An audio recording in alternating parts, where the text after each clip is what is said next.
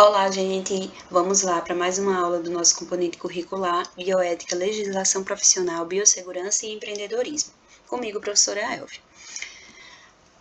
Então, gente, a aula de hoje irei abordar alguns aspectos da bioética e sua relação com as ciências biológicas. E o primeiro ponto a se tratar é a clonagem. Então, todas as vezes que a gente fala de clonagem, a gente pensa, né, em algo que é feito em laboratório. Mas o que é que de fato está sendo realizado em laboratório? Que procedimento está sendo realizado em laboratório? Então, está sendo realizado ou é executado um procedimento onde a população, seja ela de moléculas, células ou organismos, que tiveram origem de uma única célula, tem que ser idêntico à célula original. Então, toda vez que a gente se refere à clonagem, a gente se refere a um clone. E aí esse clone ele precisa ser exatamente igual à célula ou organismo de origem.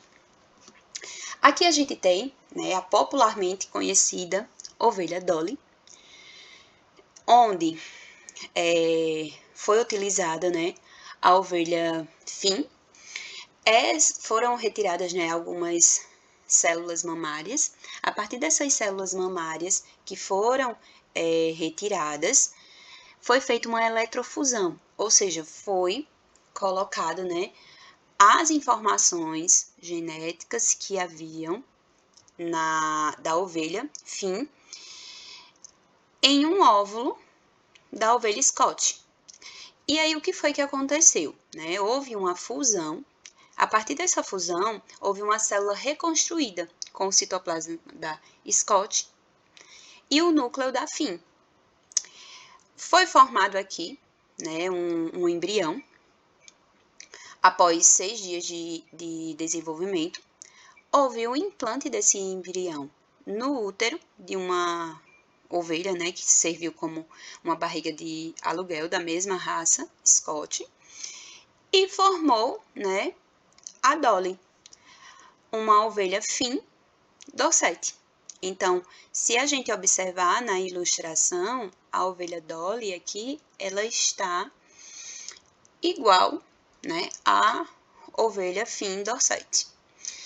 E aqui foi basicamente, né, uma explanação geral de como que foi realizado o procedimento. Então, foi realizado a partir de células mamárias, utilizando uma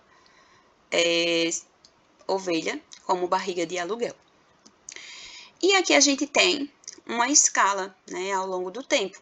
A gente tem aqui a ovelha Dolly, em 1997, um camundongo, né, a acumulina, em 1997 também, o gene de um bezerro, também no mesmo ano, um bode, né, a Miram, que é um bode, que foi por volta de 1998, leitões, por volta de 2000, em 2001, um gato, mais uma ovelha aqui, um veado e um cavalo, em 2003, um camundongo, né, em 2003 também, e um cão em 2005. Então, aqui foram os principais marcos da clonagem. E o que é que nos leva a pensar, né? Até que ponto o ser humano ele consegue manipular, né, células e conseguem fazer essa clonagem. Mas até que ponto esses animais, eles de fato podem ser férteis, eles de fato têm todas as características semelhantes aos animais de origem. Então, são detalhes que precisam ser analisados. E qualquer um desses procedimentos, eles precisam ter um mínimo de conduta, né, profissional, um mínimo de ética, ou nesse caso, bioética, uma vez que está se tratando de seres vivos. A gente tem ainda a engenharia genética. E o que é essa engenharia genética? Né? A modificação genômica de um organismo que utiliza tecnologias para adicionar ou remover genes de um genoma. Então, o que é que pode acontecer? Né? Podem ser utilizadas bactérias, principalmente a Escherichia coli, que elas são mais fáceis de serem manipuladas. E aí também a gente tem a edição de genes, que é realizada através da técnica de CRISPR-Cas9, onde utiliza algumas repetições do material genético, edita essas repetições e começa a manipulá-las. E a gente ainda tem também a produção dos transgênicos, né? Quem nunca ouviu falar nos organismos geneticamente modificados, os OGM? A gente tem aqueles que têm características como resistência a herbicidas, aí a gente tem o milho, a soja, o arroz, o algodão, beterraba, a canola.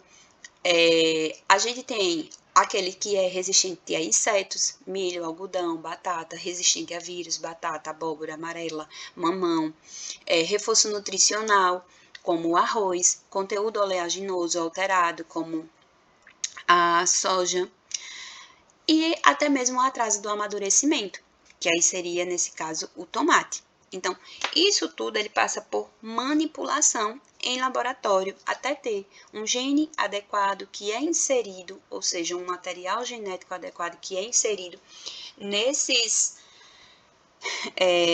plantas, que são alimentos, né? Para que elas tenham ali um melhor desempenho durante o seu desenvolvimento. A gente tem ainda algumas aplicações, né? Como exemplo aqui, o aumento da qualidade nutricional, a prevenção contra pragas e doenças, plantas mais tolerantes a herbicidas, os próprios fertilizantes, a biorremediação, vacinas, terapia gênica, fertilização in vitro e os próprios fatores de crescimento. Esses fatores de crescimento nada mais são do que proteínas que servem como tratamento, por exemplo, para o câncer. A terapia gênica nada mais é do que a introdução de genes nas células. Pode ser ex vivo, que aí seriam dentro de células da medula óssea, in situ. O vetor ele é aplicado sobre os tecidos, então é no local onde é necessário, né, ter ali a manipulação. In vivo, que o vetor ele é injetado diretamente na corrente sanguínea. A terapia gênica, ela tem aí cerca de 2/3 de todos os protocolos clínicos aprovados de terapia gênica, eles são voltados para o câncer, para que se recupere a função de um gene supressor de tumor e para prevenir a expressão de um oncogene. Então, resumindo, a terapia gênica, ela utiliza sequências genéticas em seu tratamento para que seja ali, ou para que se tenha ali a inibição do crescimento de células que são células tumorais. Então, toda vez que a gente fala de terapia gênica, a gente se refere a um tratamento que utiliza material genético para que esse tratamento ele seja ali efetivo ou eficaz. Aqui a gente tem um exemplo da terapia gênica, que é a CAR-T, que é uma terapia que é feita da seguinte forma: é coletado sangue do paciente para que se obtenha células T. Quem são células T? São células de defesa, que são os linfócitos T. Essas células de defesa, elas são cultivadas em laboratório.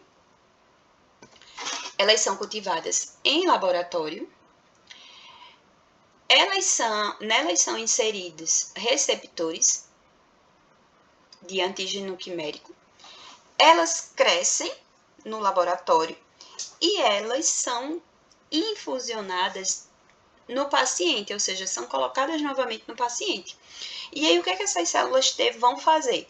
Elas vão se ligar às células tumorais para destruí-las. Por quê? As células de defesa do nosso corpo, muitas vezes, elas não são suficientes para inibir esse crescimento dessas células tumorais. Então, tudo isso aqui, esse experimento, todo esse procedimento, ele necessita de uma conduta ética. Até ele ser, né, de fato, eficiente e eficaz, foi preciso ter sido feito várias pesquisas nessa área. E aí, a gente parte agora, a gente sai dessa área de tratamento e vamos para uma área que é extremamente importante quando se trata, né, dessa correlação da bioética com as ciências biológicas, que é o termo biopirataria. Eu acho essa imagem excelente para retratar, né, que é em forma de charge. Aqui na imagem, a gente tem uma árvore. O que a árvore faz, né? A árvore, ela capta energia solar, ela absorve nutrientes através das raízes, ela produz, né, o próprio alimento, ou seja, o açúcar, a glicose, para poder nutrir-se. E aí vem o homem e diz o seguinte: ele diz que inventou esta árvore medicinal e que vai patenteá-la.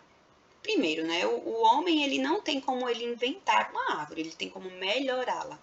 E aí ele vai patentear por quê? Porque ele diz que descobriu um poderoso, né, uma poderosa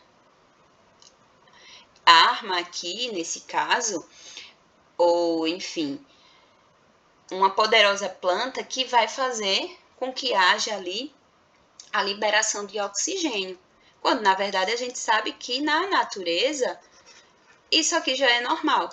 Então, muitas vezes a gente pega da natureza e leva para a gente como se fosse nosso.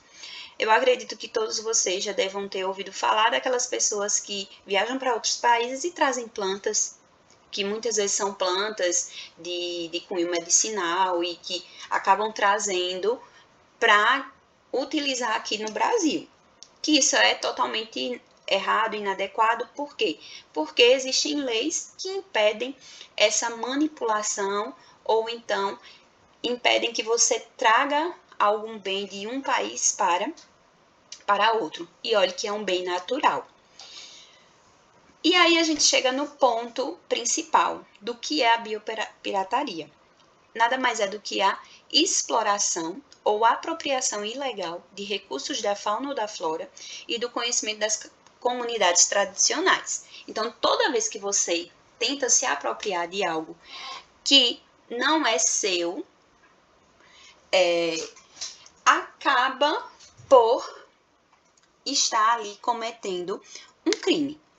Em 1992, houve a Convenção sobre a Diversidade Biológica, que foi a ECO 92 no Rio de Janeiro, onde tratou de várias questões, principalmente aqui do Brasil, por ser um país muito rico, com a diversidade biológica muito ampla, muito extensa. E aí o que é colocado? O que foi colocado, né? Foi em 2000, né? Foi colocado um artigo que é sobre o Sistema Nacional das Unidades de Conservação da Natureza, Biodiversidade ou Diversidade Biológica, onde diz que a variabilidade, né, que a diversidade biológica é a variabilidade de organismos vivos de todas as origens, os ecossistemas terrestres ou marinhos. Então, se você entende que por exemplo, o nosso país, ele é rico em uma diversidade biológica, então a gente tem que entender também que a gente não pode se apropriar desse recurso que é um bem de toda a população. E aí, de acordo com Palha, o termo biopirataria foi empregado pelo Instituto de Direito do Comércio Internacional e Desenvolvimento, que seria o ato de aceder ou transferir um recurso genético ou conhecimento tradicional associado à biodiversidade, sem a expressa autorização do Estado, de onde fora extraído o recurso ou da comunidade tradicional que desenvolveu, e manteve determinado conhecimento ao longo dos tempos. Então, assim, Quando a gente fala sobre biopirataria, é necessário também que a gente entenda o que é biodiversidade. Então, se você entende que a biodiversidade são todos os seres vivos, né, seja eles em ecossistemas terrestres ou aquáticos, seja ele planta ou animal, então a gente precisa entender que a gente não pode jamais transferir nenhum desses recursos, nem tampouco se apropriar deles. Bem como a gente também não pode tirar, né, a propriedade intelectual de determinados conhecimentos que as comunidades tradicionais têm. Por exemplo, os conhecimentos dos indígenas, a gente jamais pode se apropriar, porque ele já tem ali um conhecimento muito amplo de plantas medicinais. Então, jamais que nós, enquanto pesquisadores ou futuros pesquisadores, nós não podemos nos apropriar de um conhecimento que já existia. O que a gente pode é citar esse conhecimento e convencê-los de ter, né, uma autorização para utilizar esse conhecimento. Mas a gente precisa o quê? Patentear. Então, é algo que é um conhecimento de uma comunidade tradicional. Então, eles têm a patente para isso. E aí a gente tem, né, a bioética e a biotecnologia, como a propriedade intelectual e as patentes. Então, depois que sabe-se, né, o que é a diversidade biológica, a gente também tem o termo de biotecnologia, que significa qualquer aplicação tecnológica que utilize os sistemas biológicos, organismos vivos ou seus derivados para fabricar ou modificar produtos ou processos para a utilização específica no processo de produção industrial. E aí a gente ainda tem outro termo, né, outro conceito que é bastante interessante, que a biotecnologia é uma ciência tecnológica aplicada no ramo da biologia, que é, né, capaz de produzir, modificar organismos vivos ou derivados destes para usos específicos, transferir genes de um organismo para o outro, sendo essa transferência genética uma das suas principais ferramentas, proporcionando desta feita a melhoria dos métodos de produção, comercialização de produtos contendo processos biotecnológicos. Quando isso aqui envolve animais e humanos, né, precisamos passar pelo comitê de ética. Então, é algo que realmente precisa ser conscientizado para que essas situações aqui, de fato, elas passem, né, pelo código de ética, pelo comitê de ética, para que elas não possam ser realizadas de qualquer forma. E aí a gente tem as patentes. E o que é uma patente, né? É uma concessão temporária do Estado que permite ao seu titular ou aos seus sucessores o monopólio de sua invenção, seja ela um produto, um processo de fabricação ou aperfeiçoamento de produtos e processos já existentes, dando-lhe o direito de uso exclusivo do objeto de sua patente. Então, o que seria a quebra de patente? Que ocorre quando o governo passa a comercializar um medicamento a preços acessíveis ou quando consegue que o produto seja fabricado por uma empresa terceirizada para ser distribuído somente para centros de saúde do governo. Então, muitas vezes, aqueles medicamentos que a gente vê o governo liberando, eles não podem ser mais patenteados por outras pessoas ou por pesquisadores ou por instituições, porque o governo ele já, digamos assim, tomou posse. Aqui a gente tem ainda algumas leis que regem, né, que estimulam a geração de patentes, que é a lei da inovação tecnológica, a lei do bem. Então, é quando você tem um incentivo a todas as empresas que aplicam em pesquisa e desenvolvimento de inovação tecnológica. E a lei, né, de inovação tecnológica, que foi um ano antes, que foi de 2004, ela tem por principal objetivo estimular as parcerias entre instituições acadêmicas e o setor privado brasileiro. Com isso, espera-se estimular a inovação nas empresas, criação de núcleos de inovação tecnológica nas universidades, estimular a criação de fundos de investimentos para inovação e gerar conhecimentos que se convertam em produtos tecnológicos comercializáveis no mercado. Então, sempre que você inova, sempre que você cria algo novo, que é capaz de auxiliar, né, a população, enfim, é algo que tem também essa parceria com o governo, né, tem esse incentivo do governo. E para a produção de uma patente, é necessário a pesquisa, né, é necessário que haja um pagamento de uma taxa,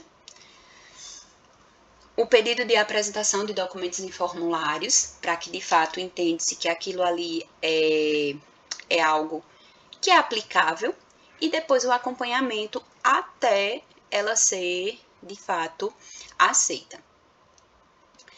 A gente tem ainda a questão das patentes biotecnológicas, que é uma lei de 1996, que ficou estabelecido que todo ou parte dos seres vivos, naturais e materiais biológicos encontrados na natureza ou dela isolados não podem ser patenteados. Mas existe, né, algumas exceções, que seriam as construções gênicas, proteínas recombinantes, processos de isolamento ou purificação de produtos, vacinas contra Zika vírus, procedimentos, né, para o câncer, para eumintos, vacinas, né, contra eumintos, fungos, enfim. E aí tem alguns procedimentos que são realizados, né, alguns produtos que podem ser utilizados como inovação tecnológica que podem ser patenteados. Era isso que eu tinha para falar para vocês em relação a essa explanação geral sobre a bioética e as ciências biológicas, desde a parte de clonagem, engenharia genética, a parte do melhoramento genético, que entra a produção dos transgênicos, a biopirataria, que é um ponto extremamente importante de ser tratado, e a biotecnologia e a produção das patentes. Então, são vários pontos que são importantes na área das ciências biológicas e que a gente precisa, né, entender, compreender e, de fato, sempre ter ali a bioética caminhando junto a eles. Então, gente, até breve e qualquer dúvida é só entrar em contato.